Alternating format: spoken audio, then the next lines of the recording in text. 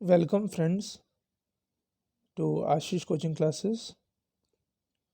From today, we are going to start our all new program for Sainik School examination, which is going to be conducted on 8th of January 2023. तो आगे का video जो है वो Hindi English दोनों में ही mix रहेगा ताकि आप लोगों को समझने में कोई भी इशू ना हो। तो सबसे पहले मैं कुछ बेसिक्स क्लियर करना चाहता हूँ ताकि हम लोग क्लास बहुत इजीली स्टार्ट कर पाएँ, समझ पाएँ। तो देखिए, ये जो एग्ज़ामिनेशन है जो कि 8 जनवरी 2023 को जो होने वाला है, उसके फॉर्म्स अभी अवेलेबल हो चुके हैं। तो आप अपने जो भी पास के कोई भी ऑनलाइन स्टोर्स होंगे वहाँ पे जा कर के आप फॉर्म फिल कर सकते हैं। उसका लास्ट जो डेट है वो है आपका 30th ऑफ नवंबर। ठीक है, 30th of November 2022। 30th of November 2022 से पहले आपको ये फॉर्म फिलअप करना पड़ेगा। डॉक्यूमेंट्स जो नीडेड हैं वो एक आधार कार्ड का फ़ोटो कॉपी चाहिए आपको, और एक आपको पासपोर्ट साइज़ का फ़ोटो चाहिए। ये दो डॉक्यूमेंट्स आपके लगेंगे, और उसके साथ साथ डिजिटल सिग्नेचर का भी ज़रूरत आपको रहेगा। अगर एज क्राइटेरिया की बात कर लें तो 10 ईयर टू 12 ईयर ये बेसिक एज क्राइटेरिया रहता है, जिस पे कि जो भी बच्चे हैं जो कि क्लास 6 के लिए अपीयर होना चाहते हैं सैनिक स्कूल में, वो जा सकते हैं। अब इस फॉर्म को वो हर कोई भर सकता है जिनका जो एज क्राइटेरिया है वो 10 ईयर टू 12 ईयर तक है। तो चलिए, सब्जेक्ट के बारे में भी थोड़ा सा इन्फॉर्मेशन मैं दे देता हूँ। तो देखिए, सब्जेक्ट इन्फॉर्मेशन कुछ ऐसा है, इसमें बेसिकली 4 सब्जेक्ट्स होते हैं जिसके अंदर पे बहुत सारे सब सब्जेक्ट्स हैं, उस पर हम लोग किसी और दिन जाएंगे। Starting from math. मैथ सबसे इम्पोर्टेंट इसमें इसलिए है क्योंकि मैथ अकेला ही जो है वो 50 क्वेश्चंस अपने साथ कैरी करता है, जो कि एक क्वेश्चन जो है वो 3 मार्क्स के हैं। यानी कि टोटल 150 मार्क्स का जो होता है वो सिर्फ और सिर्फ मैथ होता है आउट ऑफ 300।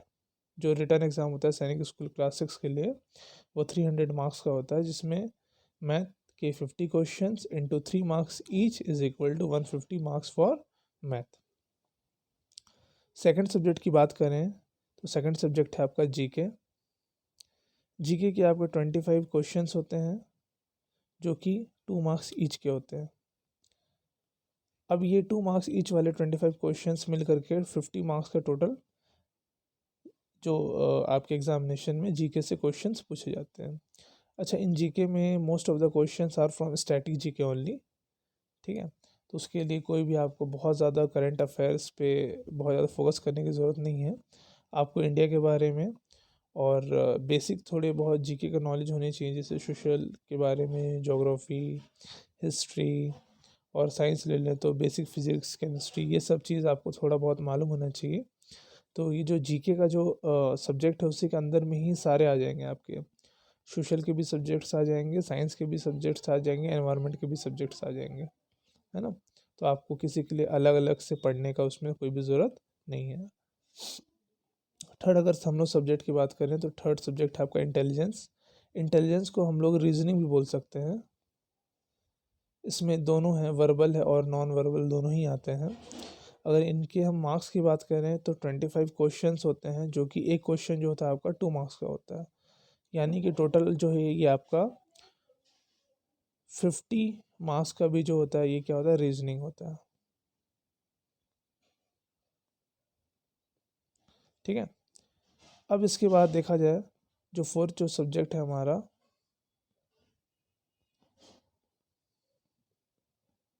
वो है इंग्लिश। देखिए, इंग्लिश बहुत ही ज़्यादा इम्पोर्टेंट रोल प्ले करता है। सिर्फ इसलिए नहीं कि इसके 25 क्वेश्चंस और 2 मार्क्स के हैं तो 50 मार्क्स का है इसलिए हमको इंग्लिश पढ़ना चाहिए, नहीं। अगर आपकी इंग्लिश की अंडरस्टैंडिंग अच्छी होगी तो आपसे इंटेलिजेंस भी अच्छा बनेगा, आपसे जीके भी अच्छा बनेगा, आपसे मैथ भी अच्छा बनेगा, और इंग्लिश तो अच्छा बनेगा ही बनेगा। ठीक है, तो मेरे अकॉर्डिंग अगर देखा जाए तो सबसे ज़्यादा जो इम्पोर्टेंट जो रोल प्ले करता है वो 2 सब्जेक्ट है, एक आपका इंग्लिश और एक आपका मैथ। तो मुझे लगता है कि ये इन्फॉर्मेशन आपके लिए बहुत ज़्यादा वैल्यूबल रहा होगा। तो अब हम लोग चैप्टर पे चलते हैं। तो देखिए, मेरा हमेशा का आदत है कि कोई भी सब्जेक्ट को पढ़ाने से पहले उसके थोड़े बहुत बेसिक्स में करा देता हूँ। तो आज हम लोग क्या करेंगे, बेसिक्स ऑफ मैथ। ठीक है, बेसिक्स ऑफ मैथ करेंगे। मेरा नाम है आशीष और आपको मैं बहुत अच्छे से समझा दूंगा। इसके बाद आपको बेसिक्स के लिए वो बिल्कुल भी टेंशन नहीं होगा। समझाने का काम जो है वो मेरा है, आपको बस थोड़ा सा कॉन्सेंट्रेट करना है। तो देखिए, हम लोग सबसे पहले जो स्टार्ट कर रहे हैं वो कौन से टॉपिक से स्टार्ट कर रहे हैं, नंबर्स। तो नंबर्स क्या होता है, नंबर तो हम डे टू डे में हर जगह पे यूज़ होते हुए सुनते ही हैं, है ना। लेकिन नंबर्स के एक्चुअल में वैल्यू क्या है या फिर किस किस तरीके के होते हैं वो हम आज देखेंगे। तो देखिए, जो नेचुरल नंबर जो होता है वो स्टार्टिंग होता है किससे, वन से। 1 2 3 4 5, ये जितने जाते हैं टिल इन्फिनिट। इन्फिनिट का मतलब कि इसका कोई भी अंत नहीं है ना। ये जो नंबर्स होते हैं ये नेचुरल नंबर्स होते हैं। हमको याद क्या रखना है नेचुरल नंबर के लिए, कि natural number always starts from 1। अब थोड़ा नीचे आते हैं, कौन सा है, होल नंबर। तो देखिए, होल नंबर में और नेचुरल नंबर में इतने का डिफरेंस है कि होल नंबर जो होता है वो ज़ीरो से स्टार्ट होता है, 0 1 2 3। जैसा कि आप देख पा रहे हैं, सेम तरीके से आपको क्या है कि होल नंबर को याद रखना है। कोई भी अगर आपसे होल नंबर पूछता है तो आप बता देंगे कि ज़ीरो से वो स्टार्ट होता है। फिर देखिए, हम लोग देखते हैं क्या, इंटीजर्स। तो इंटीजर्स जो है, इंटीजर में आपके पॉजिटिव और नेगेटिव दोनों तरीके के नंबर आ जाएंगे। मतलब कोई भी ऐसा नंबर जो कि नंबर लाइन में शो हो पा रहा है उसको हम क्या बोल देते हैं, इंटीजर्स बोल देते हैं। ठीक है, अब देखिए यहाँ पे क्या है, अब इंटीजर्स का मतलब क्या है कि वो पॉइंट वाले को हम नहीं ले रहे इंटीजर्स में। हम सिर्फ -1 -2 1 2 3, ये सारे के सारे जो नंबर्स हैं जो कि एक्चुअल में लिखे जा सकते हैं, है ना, बिना किसी फ्रैक्शनल वैल्यू के, तो उनको हम क्या बोलते हैं, इंटीजर्स का नाम दे देते हैं। ठीक है, समझ में आया। चलिए, फिर थोड़ा बता दूं। देखिए, ये तो नंबर लाइन ही है, ये हम लोग को ऑलरेडी क्लास थर्ड से ही हम लोग पढ़ते आ रहे हैं कि नंबर लाइन क्या होता है। जैसे अगर हम राइट की ओर चलते जाएं तो ये पॉजिटिव होता है, ठीक है। वैसे अगर हम लेफ़्ट की ओर जितना जाते जाएंगे वो नेगेटिव रहता है। अच्छा, एक ध्यान देने वाली बात क्या है कि जो भी नंबर ऐसे हों जो कि जिनमें कि एक एक का डिफरेंस है तो वो नंबर लाइन में बहुत इजीली शो हो सकते हैं, उसमें कोई भी इशू नहीं है। अच्छा, अब हम इसको नंबर लाइन में कुछ फ्रैक्शन वैल्यू भी हम शो कर सकते हैं, जैसे 3/4 है। तो दैट मीन्स क्या, अपॉन अगर 4 है दैट मीन्स कि 0 और 1 के बीच में टोटल कितने पार्ट्स है, 4 पार्ट्स है। सपोज कीजिए कि ये 0 है और ये 1 है, तो ये 1 2 3, 1 2 3 और ये 4, टोटल 4 पार्ट्स हो जाएंगे। अंडरस्टूड।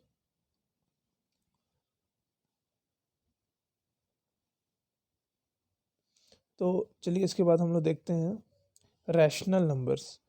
तो रैशनल नंबर्स के लिए जो डेफिनेशन है वो आपको स्क्रीन में दिख रहा होगा कि all numbers that can be written in form of a/b, where a and b are integers and b is not equal to 0, will be considered as rational numbers. Okay, तो कोई भी नंबर अगर ऐसा है ना जिसको कि हम a/b के फॉर्म में लिख सकते हैं, ठीक है, यानी कि इन शॉर्ट बोलूँ तो जिनको हम रैशनल वैल्यू में लिख सकते हैं तो उनको हम क्या बोलते हैं, रैशनल नंबर्स बोलते हैं। The number which can be written in ratio are considered as rational number. For an example, 3/4 आप रैशनल नंबर ले सकते हो, -2/6 आप रैशनल नंबर ले सकते हो। ठीक है, तो ये कुछ नंबर है जो कि रैशनल नंबर की तरह बिहेव करते हैं। चलिए, अब इसके बाद क्या है, इर्रेशनल नंबर। इर्रेशनल नंबर में क्या है डेफिनेशन, देखिएगा, real numbers that cannot be written as the quotient of two integers but can be represented on the number line.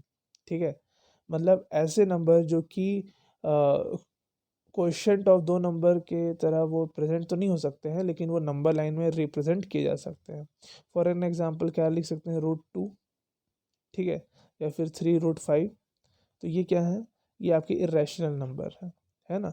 इनको हम काउंटिंग में तो यूज़ कभी नहीं कर सकते हैं, ना तो कैलकुलेशन में इस्तेमाल कर सकते हैं। जैसे मान लीजिए कि मेरे को कोई कैलकुलेशन करना है कि मेरे पास नंबर ऑफ़ बॉल्स कितने हैं, बैट्स कितने हैं, तो हम इनका कैलकुलेशन में यूज़ नहीं कर सकते, but at the same time हम इनको नंबर लाइन में यूज़ कर सकते हैं, है ना। तो ये इसमें बेसिक डिफरेंस है जो कि हम लोग को समझना है। चलिए अब इसके बाद जो है रियल नंबर्स। तो रियल नंबर्स को एक मैं चार्ट की तरह मैं भी अभी आपको समझाऊंगा। सबसे पहले डेफिनेशन देख लेते हैं रियल नंबर का। Including all numbers that can be represented on the number line, that is all the rational and irrational number are considered as real numbers. ठीक है, थोड़ा सा चार्ट को ध्यान से देखेंगे सब। चार्ट से आप लोगों को बहुत सारी चीज़ें बहुत इजीली क्लियर हो जाएंगी, है ना। तो चलिए चार्ट को देखते हैं। तो देखिए इरेशनल नंबर में मैंने ऑलरेडी एग्जांपल दे चुका है रूट 2 का। जैसे पाई हो गया, पाई भी क्या इरेशनल नंबर है, क्यों 22/7 फ्रैक्शन में तो दिख रहा है, बट ये कभी सॉल्व ही नहीं हो सकता। जैसे आप लोगों को पता है कि आज तक पाई का वैल्यू निकाला नहीं जा चुका है।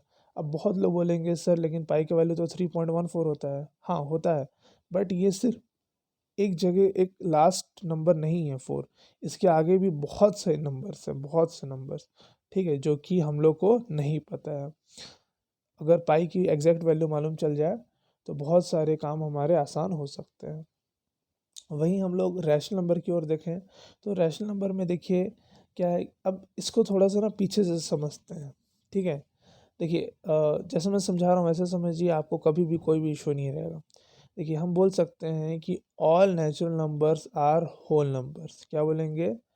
All natural numbers are whole numbers, क्योंकि देखिए जो भी नेचुरल नंबर्स है वो होल नंबर्स के अंदर भी आ जाते हैं, ठीक है। अब देखिए all integers are whole numbers as well as natural numbers, मतलब माइनस वाले भी आ गए तो इसमें हम क्या बोल देंगे? इंटीजर्स बोल देंगे। फिर क्या हो गया? माइनस वाले के साथ, ज़ीरो के साथ, 1 2 के साथ क्या है कि फ्रैक्शन वैल्यू भी आ गए तो उसको हम क्या बोलेंगे? Rational number. यानी कि बोल सकते हैं कि all rational numbers are integers, whole number as well as natural number also. Understood? यानी कि सभी जो रैशनल नंबर है वो इंटीजर्स भी हैं, होल नंबर्स भी हैं, नेचुरल नंबर भी हैं। ये सभी कोई किसके अंदर में आ जाते हैं? रैशनल नंबर के अंदर में आ जाते हैं। अब बहुत लोगों का डाउट होगा कि नहीं सर ये सही नहीं है, क्योंकि अगर 1 लिखा हुआ है तो ये कैसे रैशनल नंबर हुआ? तो मैं आपको बताता हूँ, अगर 1/1 भी हम लिख देंगे तो भी ये सही है। अच्छा, अगर मान लीजिए कि आपके पास 4 लिखा हुआ है तो ये क्या रैशनल नंबर कैसे हुआ? तो अगर हम लोग 4 है तो 4/4 हम लोग लिख सकते हैं, या फिर 4 है तो 4/8 हम लोग लिख सकते हैं। तो इसको कैंसिल करेंगे तो कितना आएगा? 1/2 ही आएगा, ठीक है। तो ये क्या है? रैशनल नंबर ही है। Okay, understood. तो चलिए चलते हैं, अब इसके बाद देखते हैं प्राइम नंबर। तो देखिए प्राइम नंबर का सीधा सीधा मतलब ये होता है कि जो नंबर ऐसे हो जो कि सिर्फ खुद से डिविजिबल हो, या फिर वन से बस वो कम्प्लीटली डिविजिबल हो, तो उनको हम प्राइम नंबर बोलते हैं। जैसे कि 7 है फॉर एन एग्जांपल, यहाँ देखिए। तो 7 को भी 7 से ही ना बस डिवाइड किया जा सकता है। 7 7 ज़ा तो ये 1/1 इज इक्वल टू कितना आ जाएगा? 1। अब देखिए 7 को आप कभी भी 3 से डिवाइड नहीं कर सकते। अब बहुत लोग ये बोलेंगे सर 3 1 ज़ा 3 2 ज़ा 6 होता है और 1 हम लोग ले लेंगे। फिर भी देखिए अब यहाँ पे कंप्लीटली तो वो डिवाइड नहीं हो पाया ना, ठीक है। Sorry for the disturbance. चलते हैं अब आगे। देखिए अब कंपोजिट नंबर का कॉन्सेप्ट ऐसा है, सीधे तौर पे मैं बोलूँ तो कोई भी ऐसा नंबर जो कि प्राइम नहीं है तो वो कंपोजिट नंबर है, ठीक है।